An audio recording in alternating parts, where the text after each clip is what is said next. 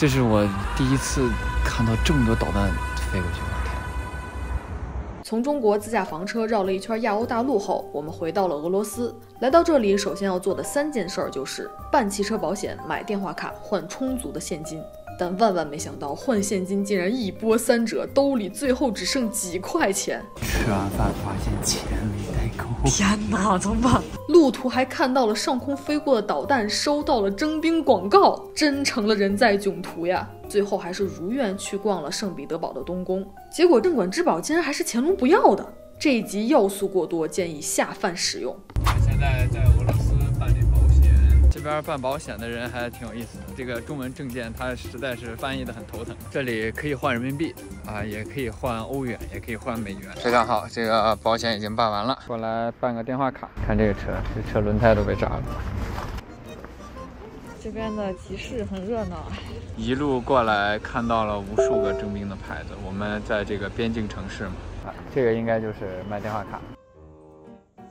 这边电话卡太便宜，20G 的流量，300分钟的通话，一个人只要400卢布，40块一个人。哦，这里可以用欧元换卢布。花完钱了，100欧元换了9700我们支线任务完成，把近来该办的保险、电话卡还有换卢布全部完成了。过来吃了顿午饭，这个面包居然又是烟熏三文鱼，2个烟熏三文鱼的面包，然后配上1个咖啡、1杯果汁，一共是花了700多卢布，差不多是50多人民币，就跟咱们国家的物价可能差不多了，甚至更低有时候。这里离芬兰特别近，吃的跟芬兰一样，这里只要花52，如果在芬兰的话就要花400-500。全叔发现有人手机落桌子上了，于是他想要跟人家说：“热心市民小泉同学，他完成了他的使命。”好，换来了漂亮女员工的微笑。哎，久违的交钱环节啊！过路费的是200卢布。哦，刚走出来10分钟又交费了，好吧？大概是30多块钱人民币。它这个商城啊，还真的是挺大的，不亚于这个万达的建筑面积啊。这个旁边的车很有年代感啊。过来买个吃的，发现了征兵广告。到处都是征兵广告。哇，这超市居然有卖小露营车的，有60.9万。这一层几乎就没有人，可以看到商铺都是关着。又开始了走路送外卖的小哥，俄罗斯就是饿死了贩卖。我们来看一下这边的物价，你们懂我们俩的心情吗？我们刚从芬兰开过来，你们知道芬兰的物价有多么的离谱吗？所以一到俄罗斯，我突然觉得天哪！这个物价太感动了，烟熏三文鱼竟然只要11块人民币，我都有点恍惚了，这个怎么会这么便宜？我们2个人买个东西，竟然被征兵了，才花了892，好少。它就相当于是圣彼得堡中国的万达，3楼几乎没有人，2楼也没有人，然后1楼零零碎碎几个人。听说这有一个比较不错的华人餐厅，过来吃一下。我们看不懂这个菜单，这个菜单全是俄语，然后服务员特别贴心的给我们找到了他们的这个配图。我点了一个冬阴功米线，这个米线一点点，我以为它是一份主食，没想到是一份小菜。我这个是一个米饭炒虾，然后又点了一份鸡肉炒饭。我天，我居然吃出了扬州炒饭的味儿，一模一样。味道还不错吗？对。有那种加了椰奶，所以奶香四溢的味道。这么难看的颜色，这个绿咖喱还挺好吃。让我上下之前一个朋友跟我聊天，他说英国最好吃的菜是印度咖喱。我说难道不是炸鱼薯条吗？他说炸鱼薯条已经过时了，现在新晋的顶流是印度咖喱。没能想到一个俄罗斯人把越南菜做得这么好。来一口吧，朋友们。天哪，怎么办？看了400多，于是呢，现在全师傅火速跑回车上去取钱。我去。这太坑了，主要车停在桥对面，还得过去买。胖啊，我家胖，离我这么远，好长的路。全师傅终于回来了，我以为他为了400卢布弃我而去了。回来了，最后花了3710卢布。刚才在超市没敢看，正好我现在回去看一看。只要报名入伍了，一次性大概是给5万多人民币，69.5万。卢布啊，上面是写是卢布。然后呢，每个月大概是给15000人民币。后面呢有一条我觉得很灵性，我刚翻译了一下，就是说参兵之后有可能国家给你把这个住房的贷款付了。这个有可能，哎，这个有可能就很灵性啊，就是说你购买了房子，然后需要还贷款，表现很好的话，国家就直接给你把欠的房贷还了。Day 2，这个建筑看着好眼熟啊。卢浮宫是你吗？这个马车好可爱，让我想起了灰姑娘的南瓜马车。把车停在了东宫的门口，准备去东宫转啦。今天我们要去的是全球4大博物馆之一的东宫博物馆。4大博物馆我们已经去，目前有2个了，一个呢是巴黎的卢浮宫，第2个呢就是圣彼得堡的东宫，第3个呢是大英博物馆，第4个呢是美国大都会。其实中国的故宫博物馆应该是最牛的，但是呢都被他们差不多抢走了。我们之前在敦煌没有看到的很多文物都在东宫博物馆。周末圣彼得堡这边市中心人就还蛮多的。房车自驾亚欧大陆，我们这次又回到了俄罗斯的圣彼得堡。哇，这个博物馆超级大呀！就是里面的文物，如果你每件看1分钟的话，需要看7年。让我们穿着汉服逛东宫。我们现在要租借一个中文的导览机。Yeah, Chinese, yes. 哇，它这个讲解机居然是中文的。哇，典型的巴洛克风格建筑，主打一个金碧辉煌。这里的第一任主人是叶卡捷琳娜。一路过来看到了很多从别的国家买过来或者是抢过来的文物。这是皇帝的卧室，整块白桦木雕的。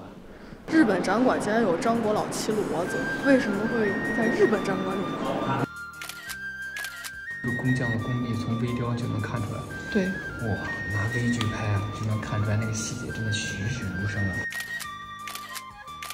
这个呢是一座孔雀钟，到点的时候孔雀会鞠躬，然后猫头鹰啊这些小动物都会动起来。之前呢，本来这个有可能会送给清朝的乾隆，但是他没有要，他嫌这个有点太金光灿灿，太浮夸了。乾隆呢也嫌它做工粗糙，你们觉得它粗糙吗？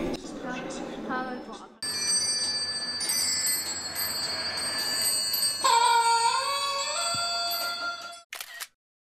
这边呢是阳光打了进来，然后比较有趣的是，这一尊石像上面打上了彩虹。这里也有埃及馆、大英博物馆、卢浮宫，还有东宫都有埃及博物馆，所以去埃及看不到文物。这彩绘啊，保存的真好啊！这个木乃伊之前应该是裹得严严实实，后来呢，他们就把外面裹的那层东西全都给掏走了。我发现无论英国、法国还是俄国，都喜欢把人家金字塔的尖尖搬走。这是一个牧师的金字塔的尖尖，这金字塔得多大呀？埃及的木乃伊啊，我们了解到为什么他们会把人就是保留他的尸体，然后把它裹起来，防止它氧化，想要永保他的尸体。有一个说法呢，就是说当地人非常信奉一种永生，就是人死了并不是死了，而是去到了另外一个维度永生。但是有个前提是你要把这个尸体保存好，才能在那个世界一直永生。如果尸体破灭了，那个世界的灵魂也就破灭了。为什么会有这种想法？说会不会是外星文明告诉他们的？说我们是第5维度的生命，然后你们照这样做啊，你们就可以进入我们的维度。不能瞎说的啊，瞎说的。以上言论纯属胡扯。瞎扯。这2座石棺呢，是他们拿走的那个金字塔尖尖附近发现的，是一位国王和皇后的石棺。然后这上面呢有一个很特别的，就是他们2个人的名字被磨掉了，是因为当时呢他们正处于和波斯人的战争。波斯人呢去毁掉了他们的名字，因为呢埃及人他们信奉永生，而名字是一个非常重要的媒介。对，如果肉体完全破灭掉了，或者说这个人的名字被刮掉了，被世人遗忘了，那么他们将不会永生。感觉这个设定的底层逻辑非常像我们之前看过的动画片《寻梦环游记》。是的，如果他的名字被人遗忘，那么他将永远的消失在所有的世界里。是的。这里的文物我之前都没见过。在国内的很多博物馆都看不到，但是我在这儿看到了。我们之前在新疆的库车待了很久，那里呢原来叫秋瓷，那边的博物馆呢有很多展览，但是大多都是复制品。然后我在俄罗斯的圣彼得堡见到了这么多的真迹。你们猜这个是什么？这个在中国18世纪是皇帝用的冰柜。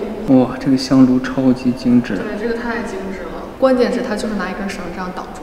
没有任何保护，没有任何保护措施，但是说实话，这些东西都很珍贵。之前在新疆见到的很多都是仿的，现在看到真的，就是细节爆表。这个呢是佛菩萨舍利盒，是彼得大帝以前的收藏品。他们当时为了把这些文物带过来，好多都损坏了，有的头都掉了，身子都掉了，好多身子它都是没有头的。现在看我们视频的朋友，不知道你们还记不记得，我们在秋瓷的时候看到很多这种壁画，然后但是上面都写的是复刻品。现在我们看到真迹了。这位呢是吐鲁番地佛，其实你看它的脚，你就能发现它其实做的非常的精细。对，但是运输过程比较暴力吧，这个已经破损的很厉害了，脸都没了，然后胳膊也没了。这里的壁画都已经破损的很厉害了，而且它就裸露在外，没有任何的保护措施。这些壁画呀，已经开始有比较严重的脱落和掉色的情况。这一尊呢是来自河北易县的三彩罗汉像。给你们讲一个很有趣的故事。现存呢只有10尊这样的罗汉像在市场，其他呢应该是被大英博物馆、然后集美博物馆收藏了。东宫的这一展呢，一度被世人认为是在2战中被烧坏了、被烧毁了，结果在20世纪的某一天被东宫默默地展示了出来。这个呢就是敦煌莫高窟的佛头。为什么只有佛头呢？因为只有佛头方便携带。这个呢是俄国曾经的一个有名的盗掘队从敦煌莫高窟运过来的。这尊佛非常了不起，它是史上非常罕见的双头佛。据说它背后有半部西夏史。1908和1909年的时候，一个俄国的海军中校，他们带领了一个部队，经过了清政府的同意之后呢，他们就是名义上是来考察，实际上呢是在内蒙古的黑水城疯狂的强盗式的掠夺。这一尊佛像呢，从此就流落海外了。这个呢是唐代泥塑的一对护法神兽酸泥，就是龙生九子里面其中一条。它呢出自莫高窟，它是一对儿。它呢一般会把它们放在香炉上面，作为一个护法神兽的造型。在西藏的时候，他们经常会画唐城的唐卡。天哪，太棒了！因为唐卡是用矿物颜料画的，所以你可以看到现在这些唐卡还是惟妙惟肖，但是它们的保存不太好，有的都开始褪掉这些颜料了。这可都是价值连城的唐卡呀！哇，这太细了！你知道细到什么程度吗？它整幅画都是用丝绸做的，这种上好的丝绸，别说当时了，在现在也是价值连城。而且它上面全部是用矿物颜料画的，所以说现在还是非常的精细。我一天都看不完，太多了。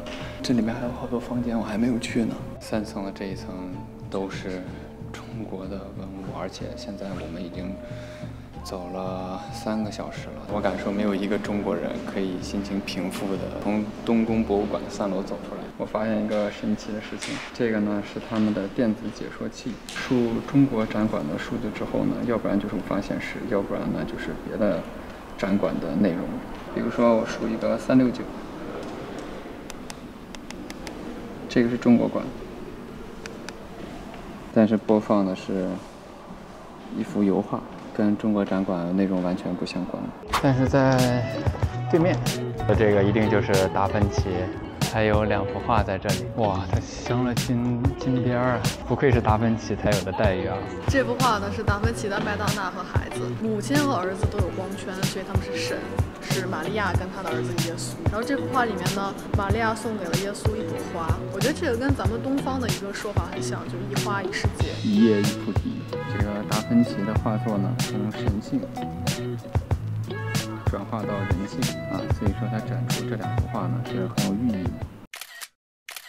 这幅画是提香的基督的祝福，感受到了吗？基督的祝福。这个不错。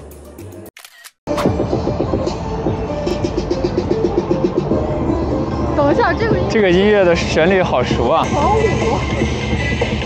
听到没有？这个时候，我们在广场上看到了一位跟爱人吻别的士兵，他们吻了很久，让我们想到了以前看过的一张相片，区别在于这个人即将奔赴战场。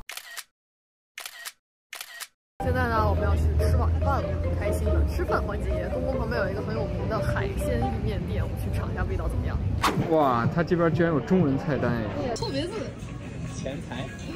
小哥很好，还帮我们倒可乐，谢谢，干杯！闻起来臭臭的芝士味儿，对，这是芝士味儿的意面，超级浓郁的意式芝士面，蒜香的好好吃。就是除了浓郁的奶油味，还有蒜的香，我感觉挺适合中国人的口味。这个是我们点的清口贝，它有2层哎，哈哈，这个是用来盛的，对。另一个应该可以用来放它的壳。就是很新鲜的贝，然后配上奶油，我觉得这个还挺好吃的。哦，吃饱喝足，我们回小白胖了。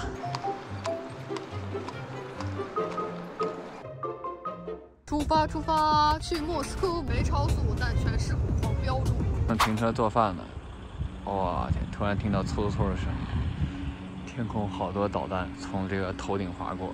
我去！我刚刚在车里看，我以为是飞机，没想到是导弹。这是我第一次，就是看到这么多导弹飞过去。前面是高速，我们已经没有现金了，所以我们晚上只能停在高速口，在这睡一晚上。明天呢，再开回去找一个银行取钱。明天他们周一就上班了。取了钱之后呢，我们就可以去莫斯科了。然后就看到好多导弹，我天哪！冷静，应该没事。今天一波3折啊，但是总算是找到一个免费的停车场休息。那青山不改，对上溜，关注我们，一起开始回国的房车生活。晚安。晚安。